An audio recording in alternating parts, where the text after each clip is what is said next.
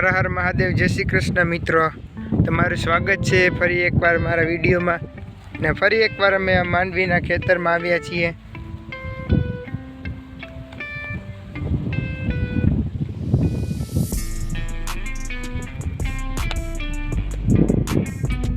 તમે જોઈ શકો છો આ માંડવીમાં ફૂલ પણ આવી ગયા છે।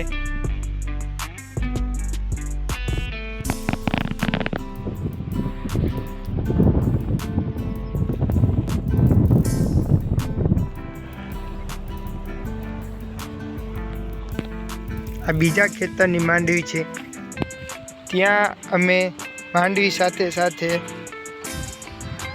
મેં વચ્ચે તુવેર પણ વાવેલી છે।